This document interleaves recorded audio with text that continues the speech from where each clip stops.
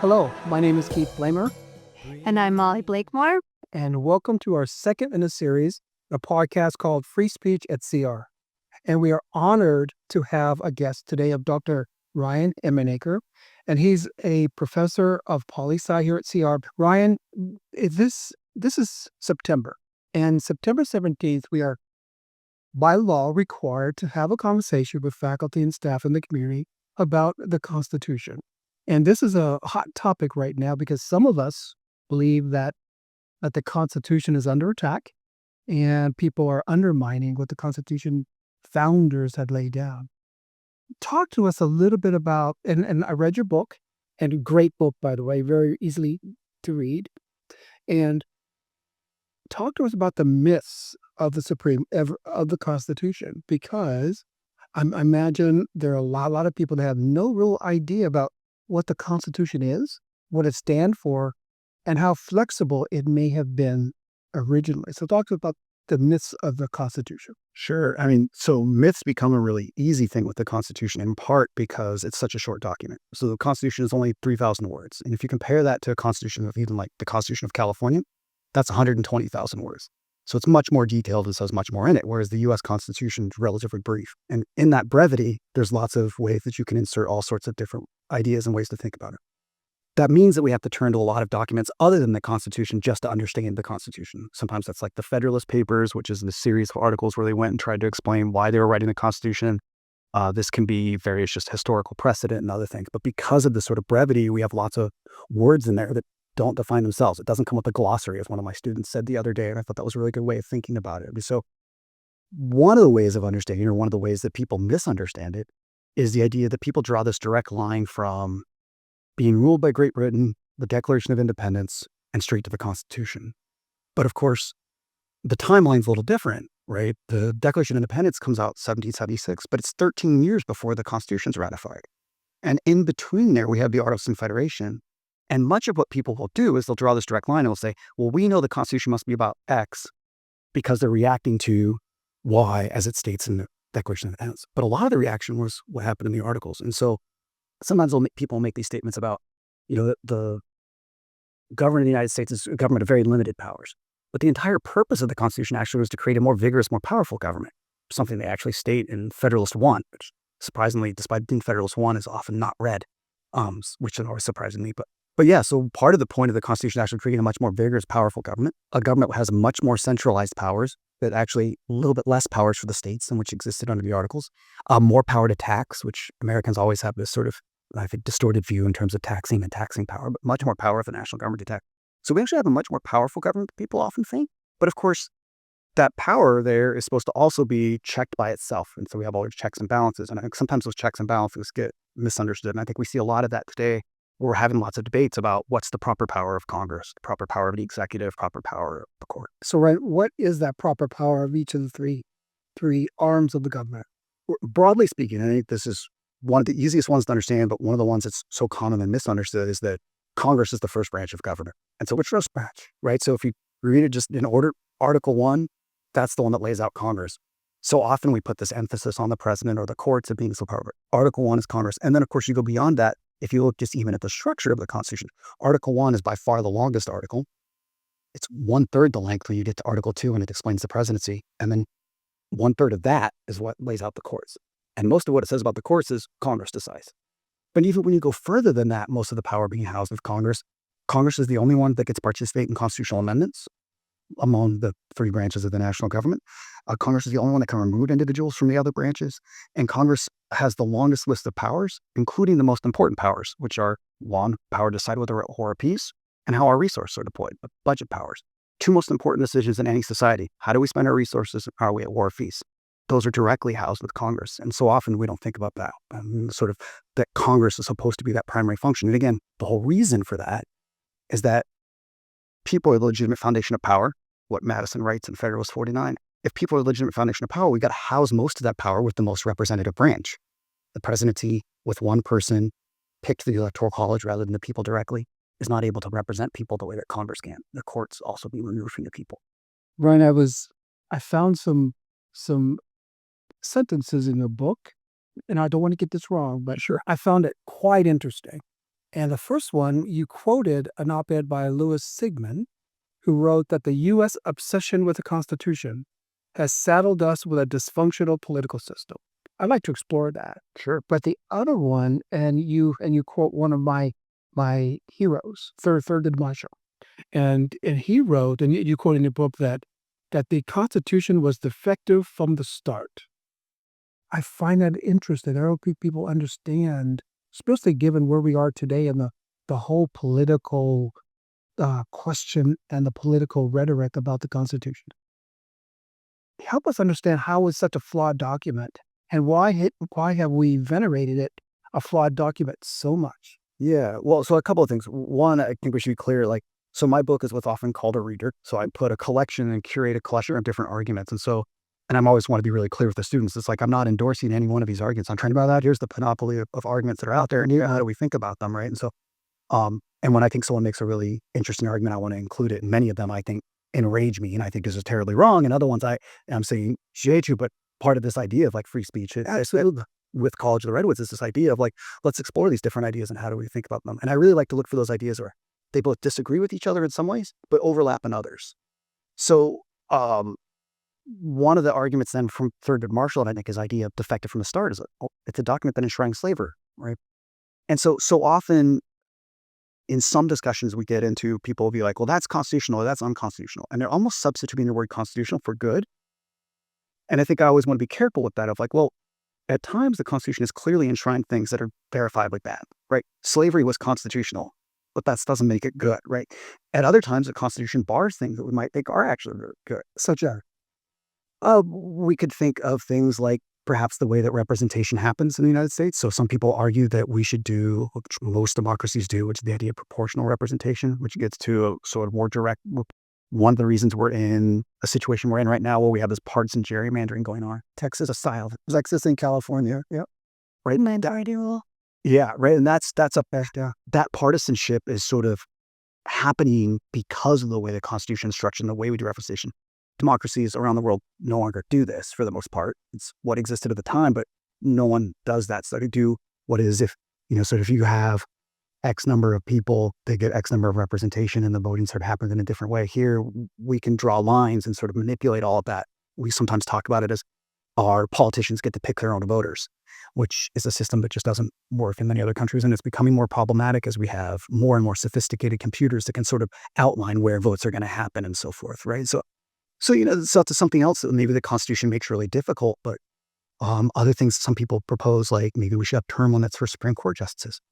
That seems to be prohibited by the Constitution, or at least most people think that is, and that's probably right. I think that's kind of the argument I lean towards. I think that that's right. And so if we think that that's a good or something we should have, well, it prevents that, right?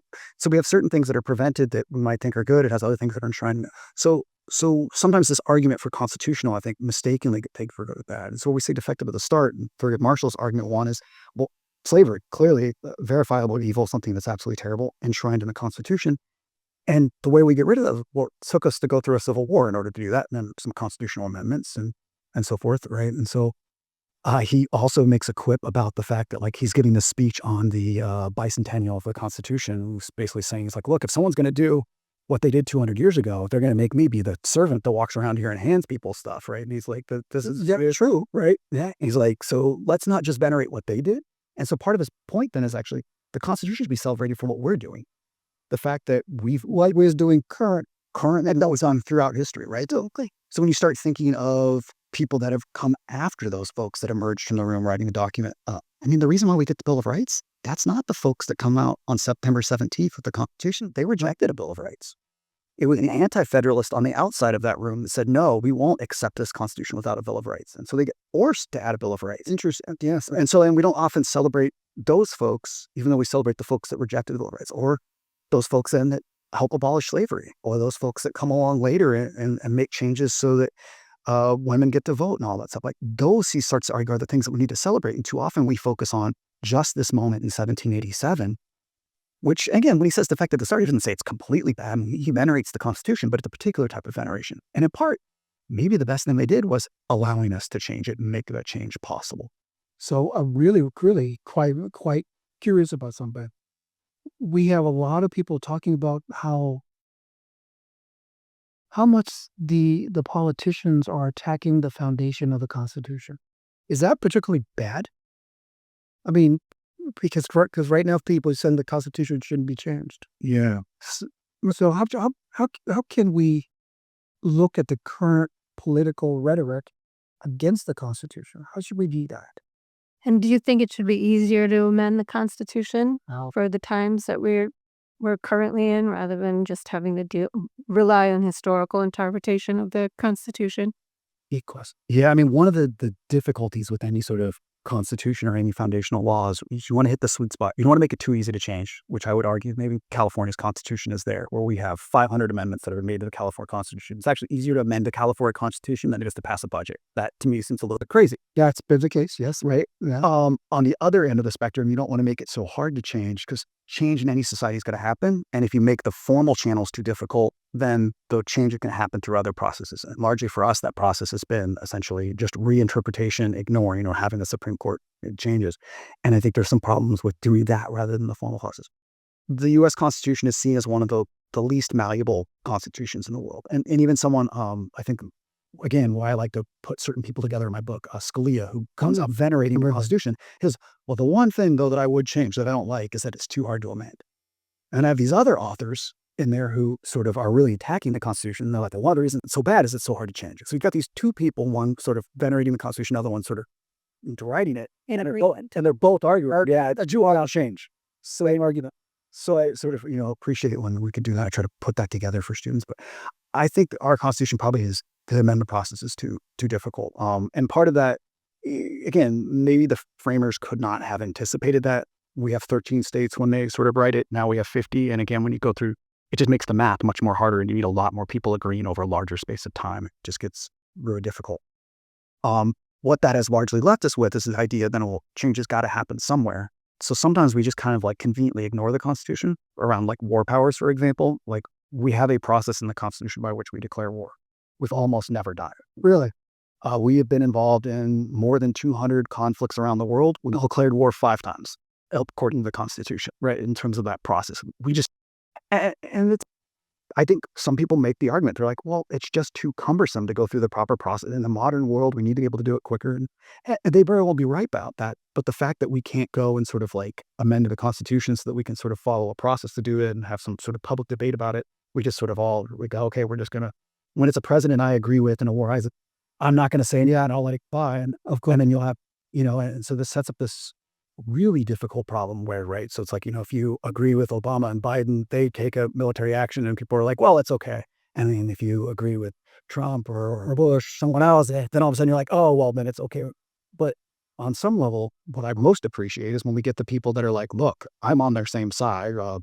Rand Paul, or Ron Paul, who see themselves on the side of Trump or Bush, and they're like, but you got to follow the right process. Or you'll see someone like Dennis Kucinich or some other Democrats that said, like, but Obama, you got to follow the right process. And I think it's helpful to sometimes have those people making that argument that maybe we need some of those processes. So that unmalleable part is a real challenge. Again, there are ways to do it. Thurgood Marshall's ways that, well, the Constitution is meant to be read differently than a normal law. It's more of a living document. Its vagueness is actually one of its benefits, that you can understand the provisions in different ways. I can understand that argument. And that may be a necessary thing. And do you think that's what the founders intended when they made it so short, that it would be interpreted differently during different times? Or, I mean, it's hard to say looking back what their motivation was, but it is a very short document and they intended it for it to be, right? Yeah. Well, and if you look at you look at early interpretations. So like in Margrave versus Madison, one of these really important Supreme Court cases, when Chief Justice Marshall looks at the Constitution, he's like, we've got to remember we're expounding on the Constitution, right? That we can't interpret it as just the same way that we interpret a normal law. But the idea, like, this has got to work for the ages. And so we've got to have some sort of flex in the joint. Essentially, it's like, he doesn't use the phrase, but he's, and so I think that, and again, he's one of the people that helped ratify the Constitution. So when I went around state ratifying commissions, he's one of the people that voted for it. So I think if we think of him as sort of, and he had some arguments that he made when they were having the debates in Virginia and so forth. And so I think, we do have some evidence that they indicated that we wanted those to be loosely interpreted in certain ways that they could, again, I think there are some provisions in the Constitution where that's not true. So one great example that a constitutional scholar makes is like, look, the provision that says you have to be 35 years old to be president, there's not like multiple ways to read. 35 years means 35. You can't suddenly be like, well, people today live so faster or live longer or sure slower, and therefore now you got to be 37 and a half is equate to 35 back then. Back in 1700. Right. So there's clearly provisions in it. But there's other provisions, like if you look at the Eighth Amendment, where it says, right, they were going to prohibit cruel and unusual punishments. Well, by its very nature, the phrase cruel and unusual is a relative word. What is unusual today is not the same as what's unusual then. That if they wanted to be more direct, they probably could. They could have said, you can't draw and quarter people, you can't do that, right?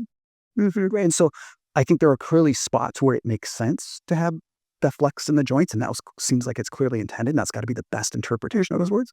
And I think there's other ways where that's very not, like, that's not the best way to read that. I mean, and so I think sometimes when we're having this debate, it's not just one thing where it's like, oh, people are sort of having this broad interpretation that's wrong versus here we should be. Sometimes it needs to be broad, and I think other times it needs to be narrow. And I think sometimes the document itself does help explain that. I think I understand what you're saying. So the question, this is, we'll probably segue into the Supreme Court, is who is the arbiter of being flexible in the Constitution? So if I want to do this, and who's going to tell me no? Who's going to tell me it's unconstitutional or there's not flexibility there? Yeah, I mean, there are different ways to answer that question. I think the most persuasive way or the most accurate way comes from this idea of constitutional dialogues. And that sort of, it's not in one place, that we're actually having these conversations in different places, that when Congress is passing a law on some level, they need to be having a discussion about like what we are doing, is this constitutional or not? That they're having a discussion about what the Constitution even says, right? That when the president is supposed to either sign or veto a law, one of the original conceptions of the veto was actually supposed to be much more limited than we think of it today. The president was supposed to veto a law, not just because they didn't like a law. In fact, they probably had an obligation to sign it. They didn't like it. They were supposed to veto it as a check of, oh, I think this is unconstitutional. I'm going to stop you here, Congress, from doing this. Right now, we sort of think of the veto like, well, it violates my policy. I'm therefore going to go. Which is what we see. Right. But the idea there being is like, well, here we've got Congress sort of interpreting the Constitution as its lawmaking, and it should do more of that. I think sometimes one of the problems with housing too much of the responsibility of the Supreme Court is that Congress will sometimes be very explicit, like, well, if what we're doing is unconstitutional, the court will take care of it later. And it's like, that's shirking your duty, right? That can't be right. Like, you have an obligation to the Constitution too, and sort of putting that down the road and sort of saying, I'm just going to pass a law because it's going to help me get elected or any of these other reasons like that. So I think that the problem sometimes when we house that too much with the Supreme Court, because Congress then or presidents, same thing, where they're like, I'm going to issue this executive order, and if I did it wrong, then the court will stop. Again, I think the court is one of the spots where that discussion happens, but I think it has to happen in multiple places. And I think so I think it's this dialogue among multiple actors where it happened. And I think ultimately, James Madison's answer, who's often talked about as the father of the Constitution, Bruce, the primary architect of it, he hated the word father of the Constitution, but nonetheless, he was sort of saddled with it. He argued that the best place of housing liberty is the people themselves. And Larry Kramer, political scholar, made the argument of like, I think that's actually the right way. It's the people themselves ultimately that kind of determine the Constitution to mean. And that happens to Finds people. Yeah, right. Well, Voters. Be more explicit. What people are we referring to? It was one of the great critiques of Kramer's book, actually. So when you say the people, like, what do you mean by it? Well, how do we understand that? I remember the book. Yeah. So that becomes one of the great critiques of it. But I think, right, we could also make that critique of Madison in terms of like, how do we think about like who that is and who's involved? But I think this understanding that the people have an active role in doing it also matters. One of the articles that's in the book is from Howard Zinn, and he's writing on the bicentennial. Oh, crap. Well, and he makes everybody's like, look, everybody puts this big focus on the Constitution. It's great. It's wonderful. Fine. But it's not the most important thing to how our everyday lives function. He says there's two important reasons for that. One, it's an incredibly short document, so it's silent on many of the most important rights we have, right? So if we get into things like the environment or my worker protections, that's not in the Constitution, right? The fact that I work a 40-hour work week or an 8-hour work day, none of that's the Constitution speaking. Like that, those are all laws we've enacted, but that's not the Constitution that dictated that, right? So many of the most important things that affect my life on a daily basis outside of the Constitution. The other thing he says is why the Constitution is not the most important thing is we so often ignore it. So when it's inconvenient, we ignore it in times of war. That's one of his examples. But his other one is like, look throughout history, right? We have this First Amendment protection around free speech. We have tons of times where communists can't get free speech, anarchists can't get free speech. We violate our provision, right? So it's done that through us. Well, what determines then whether we sort of actually uphold those rights that are there? So when we don't ignore the Constitution, and what actually creates those rights that aren't there that when it's the actions that citizens take. And so particularly when citizens in social movements. So when we have a civil rights movement, when we have an abolitionist movement, then when those movements come forward, that's when and we have a movement towards same-sex marriage, right? When we have movements pushing for these types of changes, that those are the things that ultimately dictate. And we see, right, if you go throughout history, the Supreme Court's reversed itself more than 240 times. Yeah. So at one point, the Constitution was this, then it said something else. What made that change, right? I mean, if we take, for example, at the point where the Defense of Marriage Act passed, early 2000, Defense of Marriage Act says that federal government's only going to recognize marriage between a man and a woman. Now, we've almost always, marriage is one of those things that's largely defined by states. And so sort of this idea of the federal government, if a state decides to recognize a marriage between two men or two women, the national government's not going to recognize it. This seems like a very big hard thing. So we passed the Defense of Marriage Act. Almost every scholar is like, well, this is clearly unconstitutional. But the court doesn't take anything up in 2003, in part because it passes by a 90% margin in Congress, and about 80 to 90% of the public supports it. But then you fast forward to 2013, and now basically 90% of Congress opposes it, and 60 to 70% of the public no longer supports the Defense of Marriage Act. And suddenly, the court takes up a case and strikes down the Defense of Marriage Act. Well, what changed? Very little of the court membership changed during that time. It's one of these time periods where we didn't have a lot of change in the court. But what seemed to have changed was essentially what the public wanted. And that often has an influence, I think, on how the Constitution's read. And I don't know that that's always a bad thing. But with Dobbs, it's not like that. It would really be the makeup of the court that kind of changed the abortion decision. We have a much longer time window, right? Because we're going from 72, right? So the time window becomes much longer. So we wouldn't see that would be part of it. The public debate. I mean, abortion is one of these interesting things in terms of like from the point when Roe v. Wade is decided to when Dobbs is decided, public opinion on abortion is pretty stagnant. There's a few different arguments. One legal theory is that essentially the court got involved in the abortion debate too early. That essentially, if you looked at the trajectory throughout the country, more and more people were being supportive of abortion being the decision between a woman and her doctor. Support for that was going up and up and up. And then the court stepped in right about when it was about 50-50, and basically support for it just leveled off. Okay. And then basically it never really changed. And so one argument that came out around the issue, particularly around same-sex marriage, was the court was operating in the shadow of Roe. And they were very worried that if you step into this debate that's getting more and more support in public, if you do it too early, that we're basically going to quell that sort of letting people sort of make their decision and figure it out for themselves. So you had that sort of the other interesting thing about like Roe v. Wade that almost no one knows that I love to point out to students, if you look at public opinion polling in terms of approval, Republicans were much more supportive of abortion being legal than were Democrats by a wide margin. That's true. Yes. And then it largely flips over time, and you start to see, now part of that was like many issues. This was seen as a way for Republicans to sort of break up the New Deal coalition of FDR. Yeah. That how do we sort of reach these voters that we think should be our voters that are all voting for Democrats? And they're like, oh, we'll take this issue on. And so many political issues for that reason, sort of taking them. But anyway, my students are always surprised when I put that data up and they're like, wait, Republicans really? And like, yeah, that's right. That's right. Then it flipped. Oh.